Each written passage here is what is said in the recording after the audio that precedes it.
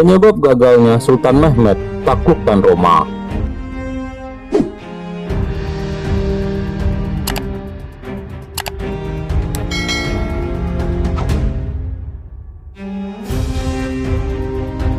Pada tahun 1479 Masehi, Sultan Mehmed II bersama pasukannya telah sampai di perbatasan Italia di sebelah utara Venesia. Saat itu pasukan Muslim di bawah komando Sultan Muhammad Al-Fatih berhasil menaklukkan Friuli dan Isonzo. Kala itu pasukan Muslim terdengar meneriakkan dengan lantang, "Roma, Roma!"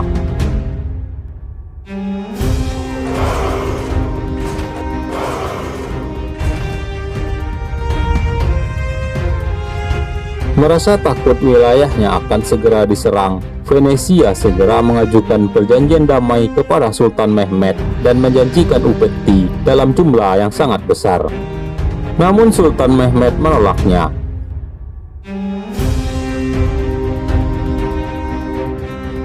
Langkah Sultan Mehmed tidak berhenti sampai di sana. Jalan menuju kota Roma kini ia alihkan lewat laut. Dan pada tahun 1480 Masehi, kota Otranto berhasil ditaklukkan oleh pasukan Utsmani. Setelah sebelumnya pasukan Utsmani gagal menaklukkan Pulau Rhodes, kini jalan menuju kota Roma tinggal setapak lagi.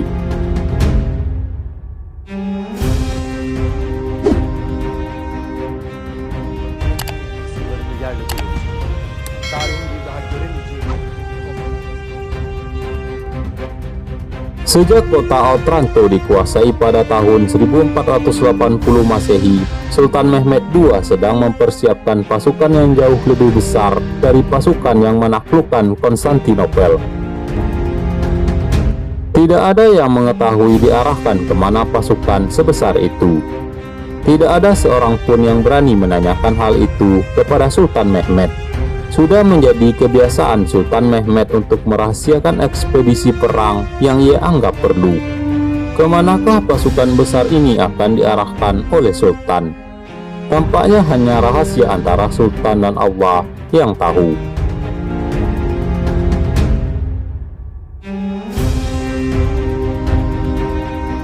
Namun ada seseorang yang tahu kemana pasukan besar itu akan diarahkan. Dia bukanlah penasihat Sultan ataupun tentara Utsmani, dan juga bahkan bukanlah seorang Muslim.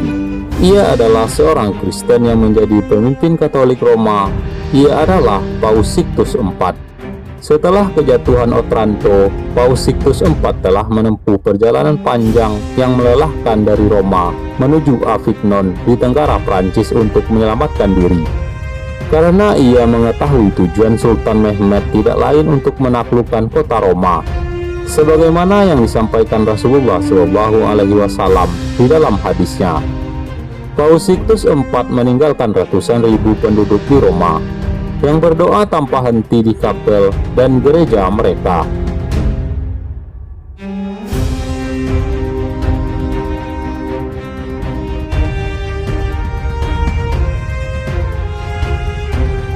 Seluruh penduduk Roma berlutut dan berdoa kepada Tuhannya. Mereka tahu betul pasukan yang sangat besar telah disiapkan untuk menuju kediaman mereka di kota Roma. Pasukan didikan langit dan bumi yang telah membebaskan Konstantinopel, dan tentunya mereka yakin pasukan itu akan segera membebaskan kota Roma.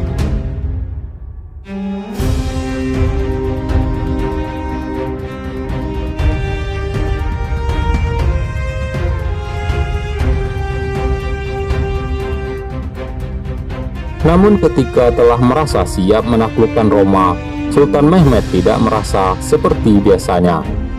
Fisiknya yang selalu membaik manakala ia hendak berangkat untuk berjihad tidak menunjukkan tanda-tanda demikian.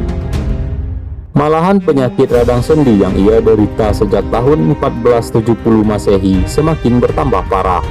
Namun semua itu tidak menghalangi Sultan Mehmed untuk menggenapi sabda suci Rasulullah dalam membebaskan Roma. Pasukan yang paling istimewa telah ia siapkan untuk membebaskan kota Roma. Namun Allah Subhanahu wa Ta'ala berkehendak lain. Allah Subhanahu wa Ta'ala berkehendak untuk membagi dua pahala pembebasan yang telah dijanjikan itu. Sultan Muhammad II Khan bin Murad II atau Sultan Mehmed II menutup usianya dalam kondisi bersiap untuk membebaskan Roma. Pada tanggal 3 Mei tahun 1481 Masehi, Panglima terbaik itu wafat dalam usia 49 tahun.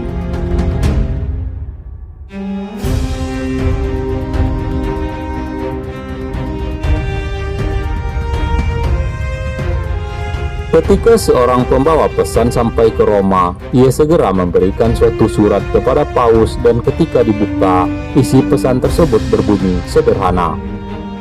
La Grande Aquila è morto.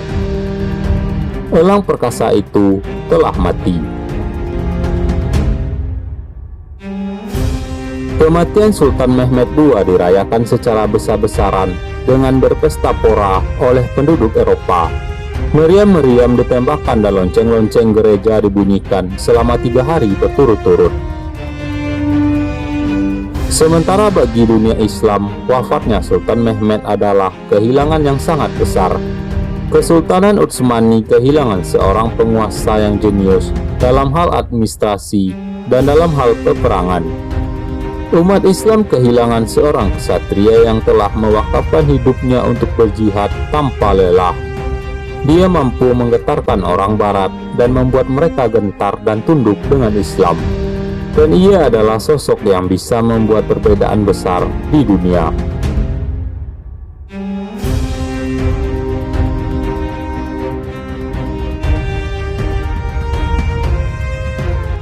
John Freely, seorang fisikawan dan ahli sejarah, menggambarkan ketakutan bangsa barat kepada Sultan Mehmed dengan tulisannya.